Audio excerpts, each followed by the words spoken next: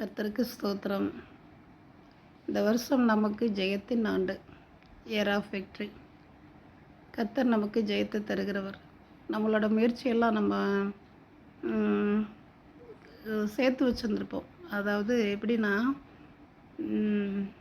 நம்ம அடுத்த வருஷம் பார்த்துக்கலாம், அந்த பிளான் அடுத்த வருஷம் பண்ணிக்கலாம், வீடு அடுத்த வருஷம் கட்டிக்கலாம், இடம் அடுத்த வருஷம் வாங்கிக்கலாம், குழந்தை அடுத்த வருஷம் பெற்றுக்கலாம், விசேஷத்தை கல்யாணமோ இல்லை ஒரு காது குத்தோ வீடு கிரகப்பிரவேசமோ அடுத்த வருஷம் வச்சுக்கலாம் அப்படின்னு சொல்லி ஒவ்வொரு அட்டம்ப்ட்லேயும் நம்ம நாட்களை தள்ளி முன்கூட்டியே நம்ம குறித்து வைப்போம் இல்லையா?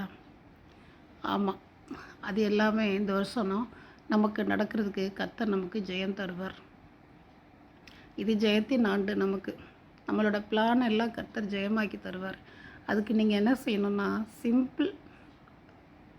சிம்பிளான ஒரு விஷயம் மட்டும் பண்ணுங்கள். தேவனை எல்லா விதத்திலும் எல்லா செயல்களிலும் தேவனை முன்னு வச்சு பேசுங்க.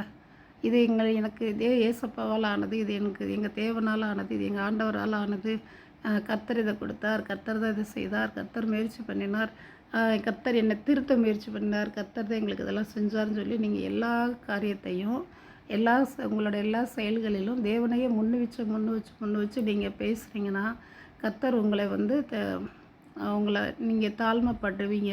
கர்த்தர் மேன்மையாய் உயர்வார். அப்பொழுது உங்களை அவர் இன்னும் அதிகமாக உயர்த்துவார்.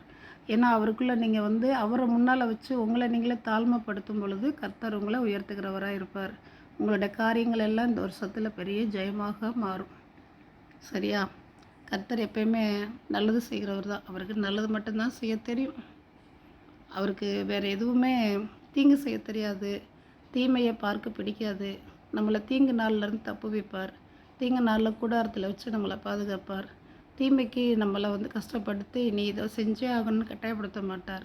தீங்கு நம்மளை துக்கப்படுத்தாது காத்துக்கொள்வார். நம்மளை தப்பு வைப்பார். நீதிமான அவரோட கேடகத்துக்குள்ளே வச்சு அவர் பாதுகாக்கிற தேவனாக அவர் இருக்கிறாரு. பத்திரமா அவர் நம்மளை பார்த்துக்குவார்.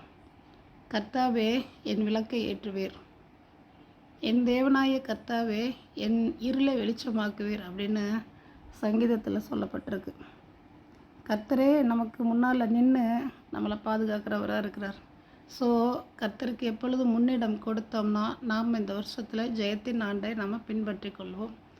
கர்த்தரை முன்னிட்டு நம்ம எல்லா காரியத்திலையும் முன்வைத்து நம்மளோட செயல்களை யாவையும் செய்தோமானால் தேவனே நமக்கான நன்மைகளை வாய்க்க பண்ணுகிறவரும் செய்கிறவருமாக இருக்கிறார். கர்த்தரை நினைத்து அவரை நாம் மறவாது இருப்போம். அவரே நம்மை மறப்பதில்லை. நீ என்னால் மறக்கப்படுவதில்லை அப்படின்னு சொல்லியிருக்கார். ஆகவே கர்த்தரை நாம் நினைப்போம், துதிப்போம், ஸ்தோத்தரிப்போம். ஆமென்.